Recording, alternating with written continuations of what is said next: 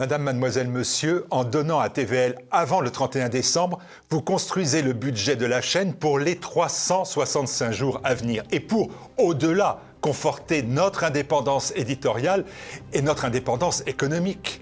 Cette indépendance économique s'acquiert face au mur de 6 milliards d'euros et plus que perçoit la caste médiatique, le système médiatique que nous combattons. 6 milliards et plus d'aides publiques, d'argent ponctionné, dérobé dans nos poches. Pendant ce temps, vous le savez, pour défendre nos idées, nous ne disposons d'aucune aide ou subvention. TVL avance en se battant continuellement pour trouver ses financements, pour sa survie. Tel est le prix à payer pour la liberté. Oui, la liberté a un prix. Si avant le 31 décembre, chacun des 6 millions de téléspectateurs mensuels de la chaîne, chacun des 1 100 000 abonnés TVL sur les plateformes vidéo et les réseaux sociaux participe à l'effort en faisant un don, même d'une toute petite somme, le budget est bouclé. TV Liberté est à nouveau plus solide et plus fort. Au moment où je m'adresse à vous, nous sommes loin, très loin de notre objectif de budget pour 2024. Oui, la liberté a un prix, celui de votre engagement concret, celui d'une contribution financière défiscalisée qui vous permette de donner volontairement votre impôt à TVL, qui vous informe, qui vous défend, qui vous représente, qui vous respecte. Il ne reste que quelques jours. Est-ce que nous pouvons compter sur vous ?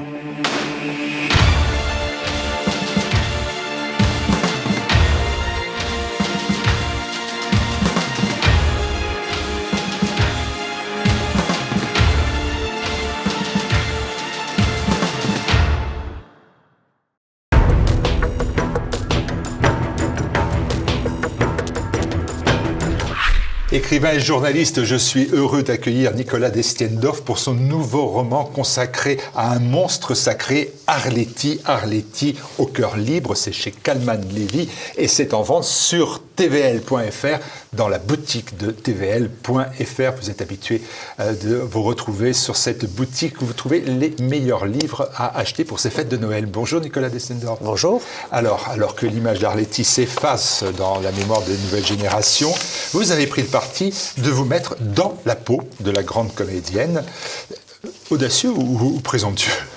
Audacieux, présomptueux, ambitieux. En fait, moi, je suis surtout romancier. J'aime raconter des histoires, j'aime faire découvrir des personnages. Et j'avais fait une biographie de Marthe Richard chez Calman Levy il y a 5 ans, en prenant ce même principe. Et là, ça s'est imposé. C'est-à-dire que je voulais faire découvrir Arletty aux gens. Comme vous le disiez, les gens ne savent plus. Quand je demande autour de moi, quand on me demande sur quoi je travaille, que je dis Arletty, les moins de 40 ans me regardent avec un œil rond.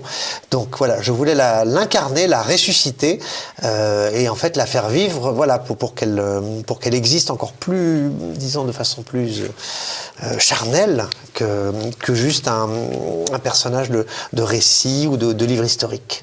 Vous avez intéressé au cinéma, votre dernier grand roman, Ce que l'on sait de Max Topart, évoquait ce cinéma français, premier cinéma français. Vous avez fait donc là le choix d'une autobiographie romancée. Qu'est-ce qui est juste et vrai dans l'ouvrage ? Qu'est-ce qui appartient à l'imagination de l'auteur ? Difficile de juger le vrai du faux. Alors en fait, contrairement à Max Topart, où vraiment tout était une sorte d'écran de fumée, là, tout est vrai. J'ai lu toutes les biographies existantes d'Arletty, il n'y en a pas beaucoup, mais elles sont très précises, et pour le coup, c'est des vrais travaux d'historiens, de journalistes. J'ai écouté à peu près toutes les interviews qu'on peut trouver sur Internet ou sur le site de l'INA, j'ai regardé toutes les interviews qu'elle a données, et j'ai établi une sorte de chronologie biographique des origines de sa naissance quasiment jusqu'à sa mort, et je me suis plongé dans sa vie de façon très très méthodique, jour après jour, et en fait je me suis glissé dans sa vie, mais je n'ai rien inventé. C'est-à-dire que tout comme dans un biopic, un metteur en scène met en image la vie d'un personnage, moi je l'ai mise en mots. C'est-à-dire qu'effectivement les dialogues ne sont pas d'une précision de diamantaire. J'étais pas là pour reproduire exactement ce qui s'est passé parce que j'étais pas présent, mais je pense que elle a dû quand même un petit peu parler comme ça, parce qu'au bout d'un moment, je me suis presque identifié à mon personnage et j'ai vécu dans et pour Arletty pendant des mois. C'est important ce que je veux dire, c'est que quand on sort de Max Topart, oui. Où on est allé sur la fiche Wikipédia à la fin pour voir qui était vraiment Max Topart et qu'on découvre qu'il est issu de l'imagination exclusive de Nicolas Destiendorf, là, Arletty, ce que vous racontez de sa vie, de son parcours professionnel, amoureux, on est au plus proche de la réalité. C'est vrai, en fait, tout est vrai. C'est un peu comme les biographies que faisait Max Gallo, que faisait Henri Troyat, cette tradition de la biographie mise en scène, mise en mots, mise en espace, qui permet vraiment d'incarner un personnage. Et c'est moins froid qu'un récit d'historien. Voilà, je veux que les gens aient l'impression d'être avec Arletty, de l'entendre parler. Alors, allons avec Arletty. C'est avant tout Léonie Battia, née en 1898 à Courbevoie, c'est à côté de Paris, aujourd'hui dans les Hauts-de-Seine, née dans un milieu populaire. Vous lui faites dire « J'étais une petite fille mal élevée, je pense surtout que je me suis élevée toute seule ». En fait, ses parents venaient d'un milieu très modeste, c'était des immigrés, si je puis dire, auvergnats, arrivés quelques années plus tôt à Courbevoie. Son père travaillait à la TPDS, c'est-à-dire l'ancienne de la RATP, il travaillait dans les tramways, et sa mère était fine lingère, elle avait un petit frère, et c'est un milieu très très modeste de gens qui regardaient de Paris depuis l'autre côté de la Seine, ils voyaient les lumières de la ville de loin, et il y avait un côté assez zolien, assez naturaliste dans cette atmosphère d'ouvrier où la mère disait à sa fille « Mais n'espère pas !» traverser la Seine, n'espère pas, aller dans le grand monde. Il y avait une sorte de déterminisme social et toute sa vie, elle a lutté contre ce déterminisme avec énergie, volonté, non pas une ambition professionnelle, mais juste un désir de liberté et d'aller ailleurs. On n'est pas chez Zola, il n'y a pas le déterminisme, au contraire. Et elle a raconté sa jeunesse dans son livre qu'elle a écrit La Défense, vers la fin de sa vie, ses origines modestes et sans le sou dans un milieu ouvrier.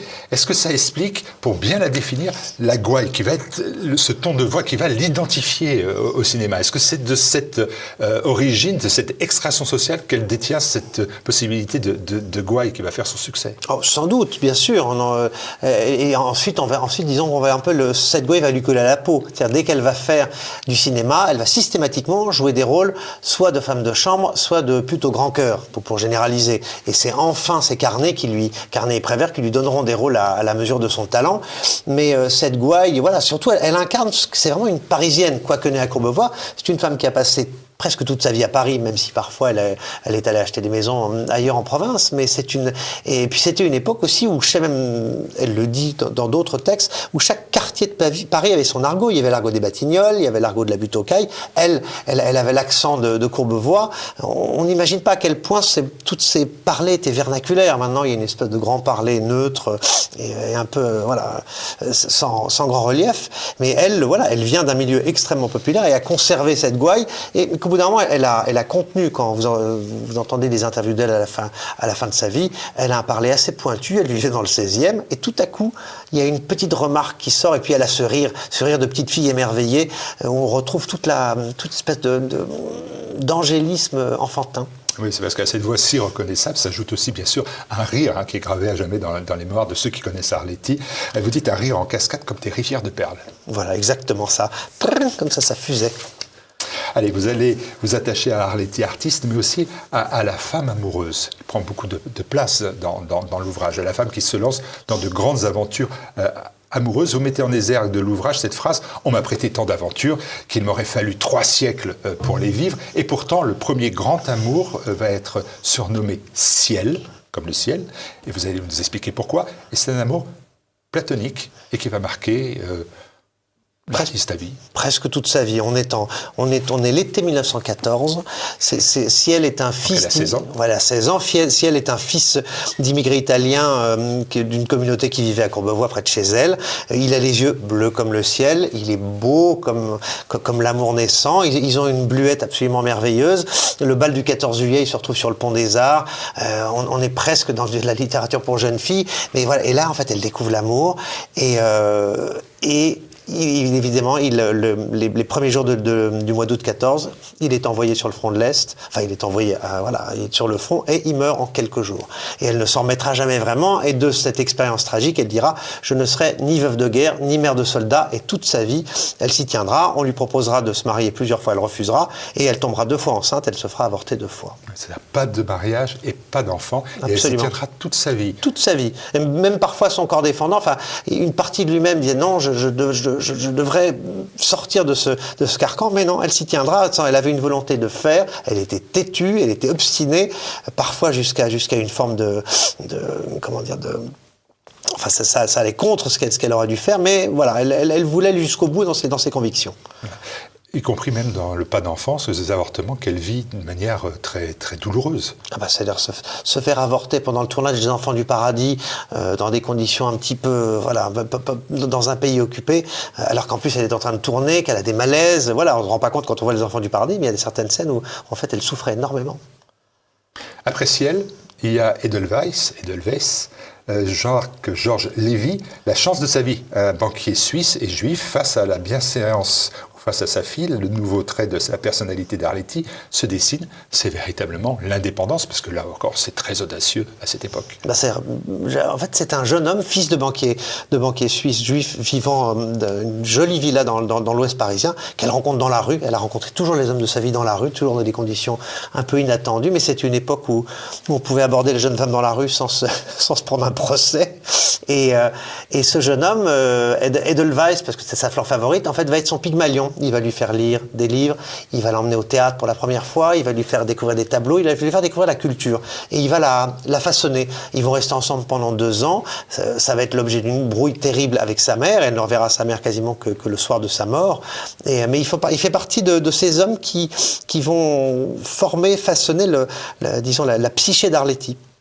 Est-ce que c'est une femme à homme, ou est-ce que c'est une femme qui s'attache à des hommes, mais de manière très, très sérieuse, très forte, ou est-ce que c'est une femme qui collectionne les hommes?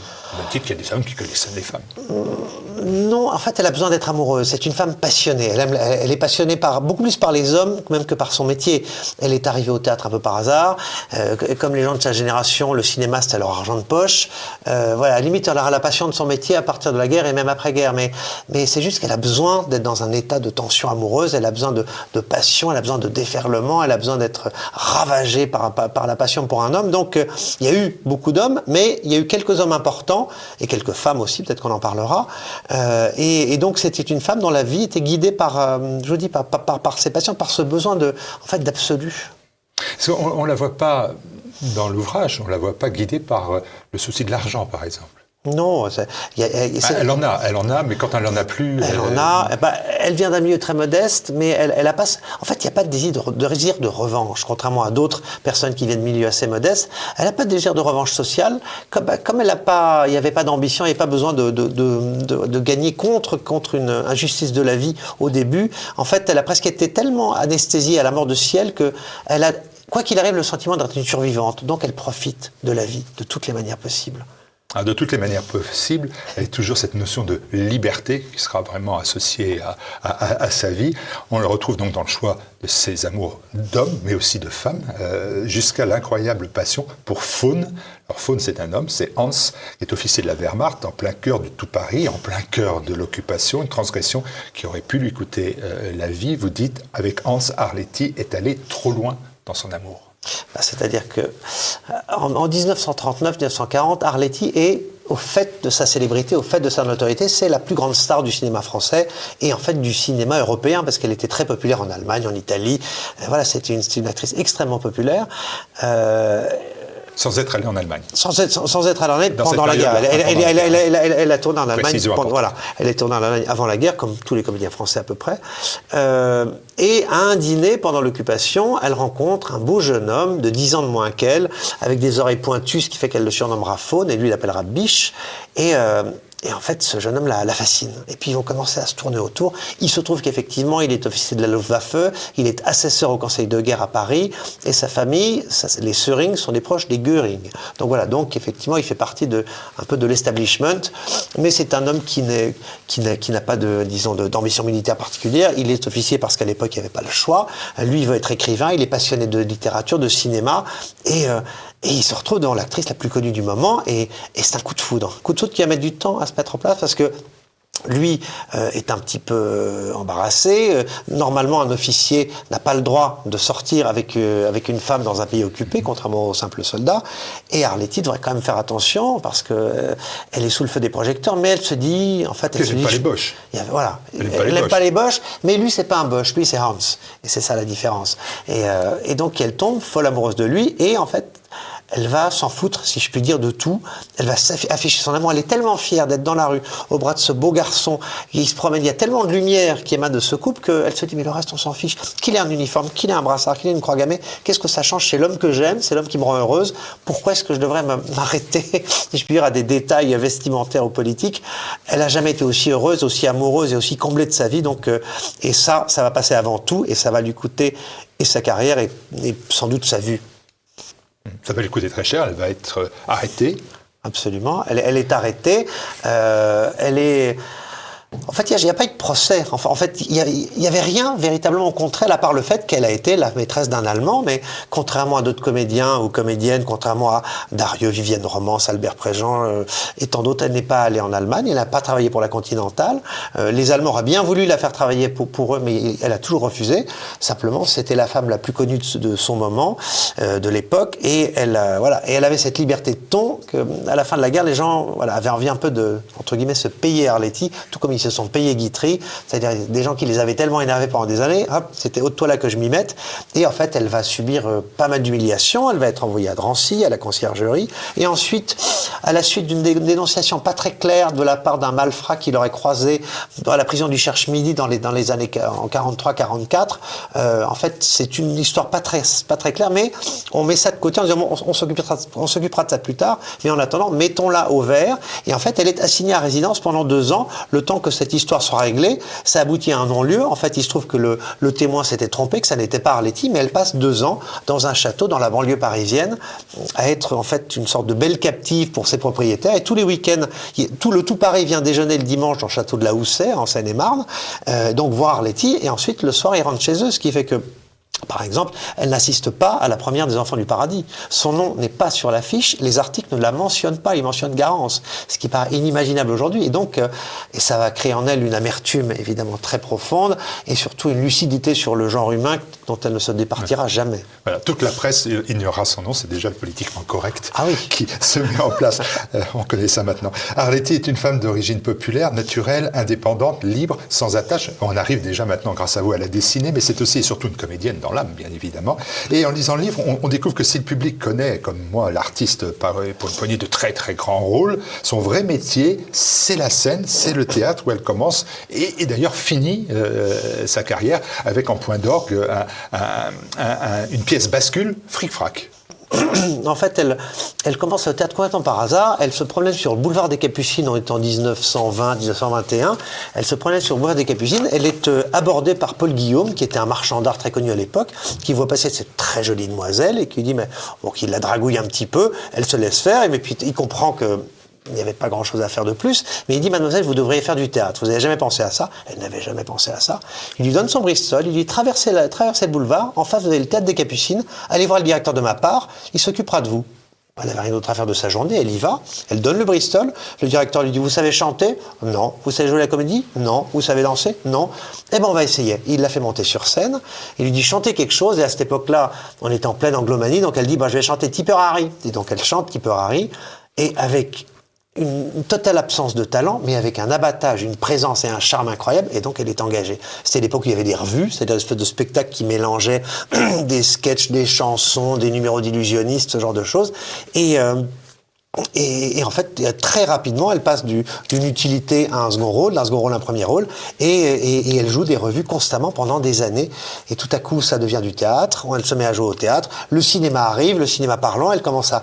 Et il y a une espèce d'interpénétration entre tous ces genres artistiques, ce qui fait qu'elle est constamment en train de tourner, jouer, chanter, tout ça jusqu'à ce Fric-Frac, cette pièce de théâtre d'Édouard Bourdet à la fin des années 30, qui est un succès énorme, qui est la bascule de sa carrière, qu'elle joue avec Michel Simon et Victor Boucher. S'ensuit un film très fameux, où Boucher est remplacé par Fernandel, et après la rencontre capitale avec Marcel Carné et les grands films qu'on connaît, Hôtel du Nord, Le Jour se lève, Les Enfants du Paradis. Voilà, Hôtel du Nord, c'est la vedette qui devient star de l'écran, c'est bien sûr donc Hôtel du Nord, Marcel Carné, vous venez de le dire, avec Louise Jouvet notamment, et elle joue une prostituée, Madame Raymond. Madame Raymonde.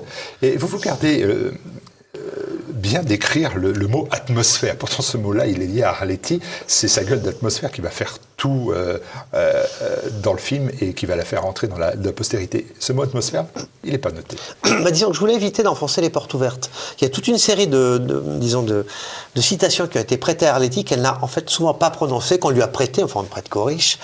Donc je voulais pas faire une sorte d'Arletty caricaturé. C'est simplement, c'est la petite musique d'Arletty, c'est sa voix. C'était pas la peine d'insister là-dessus. Mais Atmosphère, voilà, c'est le film qu'elle préférait, Hôtel du Nord. Dialogue de Janson, et non pas dialogue de Prévert d'ailleurs, parce que le Prévert est aux États-Unis à l'époque. Et ce qui est amusant, c'est que Arletty et Jouvet sont des seconds rôles. Les premiers rôles, c'est Jean-Pierre Aumont et Annabella. Et vous demandez aux gens, personne ne se souvient des deux premiers rôles qui étaient les jeunes premiers. Jean-Pierre Aumont, star de l'époque, puisqu'il avait joué dans La Coda, mais Annabella était une star aux États-Unis aussi. Et le film ne vaut essentiellement que par les scènes merveilleuses d'Arletty et de Jouvet, qui ont demandé 10 jours de tournage, alors que le tournage a duré sur des mois. Mais voilà, c'est aussi une sorte d'acmé de ce qu'était le cinéma français, où les seconds rôles étaient souvent avaient plus de caractère que les premiers rôles. J'ai recherché Annabella, vous avez raison. Madame Raymond va faire face à un autre personnage, Garance, dans Les Enfants du Paradis. Alors là, c'est le chef-d'œuvre absolu du cinéma français. Je pense que vous ne me contredirez pas sur ce point. Tourné dans La Tourmente, avec une Arletty plongée, elle aussi, dans la tourmente. Les conditions de tournage et des Enfants du Paradis et avant des Visiteurs du Soir, c'est absolument extravagant d'avoir pu monter des films aussi ambitieux avec autant de personnages pendant l'occupation en ne travaillant pas pour la Continentale. C'est-à-dire qu'ils n'avaient pas les moyens allemands pour tout mettre en place. Et Carnet et Prévert y sont arrivés. Et d'ailleurs, ça c'est Arletty le disait, on voit surtout dans les carnets de Josette Chambrin, la fille de Pierre Laval, quand parfois il y avait des petits problèmes pendant un tournage, Carnet disait à Arletty: est-ce que tu peux appeler ta copine José, qu'elle appelle papa? Papa, c'était Pierre Laval. Et souvent, les choses se débloquaient parce que Laval passait un coup de fil 3 secondes pour débloquer l'arrivée d'un train ou un camion qui était bloqué. Mais c'est des films qui étaient incroyablement bricolés, qui étaient construits avec des bouts de ficelle. Et c'est parfois aussi comme ça que naissent les chefs-d'œuvre. Et comme sont nés tant de chefs-d'œuvre à cette période de complexité à tout point de vue, où tant de choses extraordinaires sont nées de ces années noires. Nicolas Dessendorf, vous êtes cinéphile. Comment vous interprétez l'idée qu'on arrive dans Les Enfants du Paradis à extraire Arletty comme quelque chose à un moment magique, alors qu'elle est entourée de très grands artistes, que ce soit Baptiste, Frédéric, que ce soit Pierre Brasseur, Jean-Louis Barrault et tant d'autres. Elle est une parmi les grands artistes et pourtant elle domine par son éclat. Par son éclat, par le génie de Prévert qui a construit intégralement son scénario autour du personnage de Garance, parce que pour le coup c'est un film qui a été intégralement écrit et pensé pour les comédiens qui le jouent. Le casting était fait même avant l'écriture. Et Garance, c'est le personnage central et surtout, c'est le seul personnage imaginaire d'une pléiade de personnages qui ont vraiment existé. Frédéric Lemaître, Debureau, Laster, ils ont tous existé, sauf Garance, qui incarne en fait l'esprit de Paris, la femme française, la liberté. Pour ce film tourné dans des conditions extravagantes, à la Victorine, à Paris, avec un tournage interrompu à cause des débarquements en Méditerranée, et qui miraculeusement, en fait, est le dernier grand film tourné sous l'occupation et le premier grand film de la Libération. Un film de plus de 3 heures. Absolument. Fait 3 heures. Un chef-d'œuvre absolu.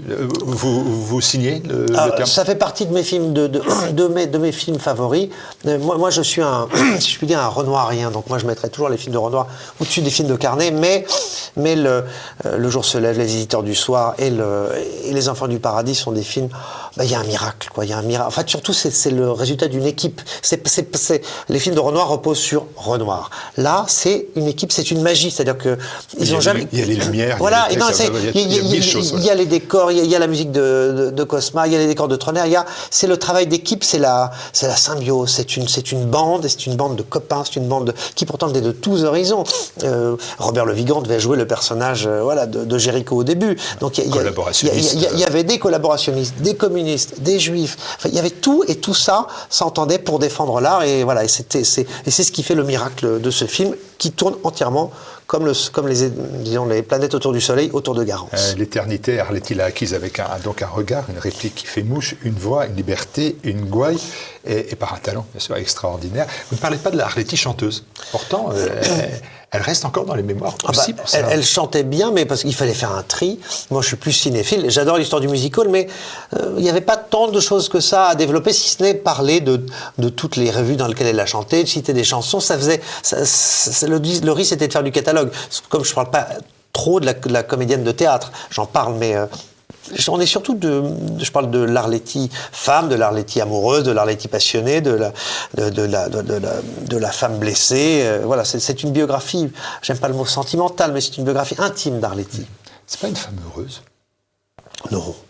Elle le disait, enfin, elle a connu des moments de bonheur, mais en fait, elle était très lucide. Dès la mort de Ciel, elle a su ce qu'il fallait penser du genre humain. Je veux dire, elle a toujours été pacifiste, elle se méfiait elle avait une méfiance, mais aussi, elle avait le sentiment d'être une survivante, quoi qu'il arrive. Donc, elle profitait, mais avec toujours en ligne de mire. Voilà, elle savait comment les choses allaient se terminer. Mais et la destinée a été assez rosse avec elle. Il y a plein de mystères, bien évidemment. Il faut lire le livre. Mais reste un grand mystère quand même. Que pensait Arletty en matière politique? Alors, on la découvre pacifiste et viscéralement anti-Bosch dans les années 30, et pourtant traitée de collabo et de putaboche, pardonnez-moi l'expression, mais c'est cela. On sait qu'elle n'a participé à aucun voyage de propagande, n'a jamais fait de déclaration politique au moment de la Seconde Guerre mondiale, mais elle va soutenir quand même Céline, Bardèche et quelques autres au pire moment, c'est-à-dire au moment de l'épuration. Elle va sauver Tristan Bernard, pourtant des griffes nazies, puisque Tristan Bernard est juif. Elle va être blâmée par le comité d'épuration. Que pense la vraie Arletty? Je pense qu'elle n'avait pas vraiment de conscience politique. En fait, là, comme beaucoup de proscrits de 1944-1945, elle s'est un peu retrouvée poussée dans le camp des maudits. Elle a rencontré Céline pendant la guerre, mais c'est vraiment après la guerre qu'ils sont devenus proches. Et puis, elle avait surtout elle a toujours détesté hurler avec les loups, donc il y avait aussi une forme de provocation, comme un pied de nez à assumer ses amitiés incorrectes. Elle était amie avec Maurice Renet. Elle aimait le scandale quand même. Oui, elle aimait le scandale. Elle aimait déranger. Elle aimait provoquer. Elle adorait le voir dans le regard de l'autre, une sorte de rêve. Elle aimait perturber. C'était une emmerdeuse au sens le plus noble du terme. Elle détestait le consensus. Donc, mais il n'y a pas vraiment de conscience politique. C'est pas ce qui la caractérise. Elle aimait la liberté à tout craint. Arletty, Nicolas Dessendorf, ce personnage, vous avez réussi à le quitter ou vous êtes toujours avec? En fait, ce livre a été écrit il y a pas mal de temps, parce que c'est le décalage des publications. Je l'ai écrit pendant le confinement, où je suis allé me perdre dans la Drôme provençale, et donc j'ai vécu complètement en vase clos avec elle pendant 2 mois, à ne vivre que dans et pour elle. Et oui, j'ai mis un peu de temps, mais bon, il suffit que je regarde Les Enfants du Paradis avec mes enfants, et je suis de nouveau plongé dans ce monde assez merveilleux. Vous l'aviez rencontrée? Arletty, non, hélas. Elle est morte quand j'avais 18 ans. J'avais déjà vu Les Enfants du Paradis, mais très franchement, à l'époque, je pensais qu'elle était déjà morte. Donc j'ai appris aux actualités, et là je me suis dit, zut. Et en plus, ce convoi qui à l'été 1992, fait un détour avant d'aller par l'Hôtel du Nord, avant d'aller au cimetière de Courbevoie, où elle est enterrée. Vous l'avez vu donner une postérité, une éternité? Gageons. Merci à vous. Merci beaucoup.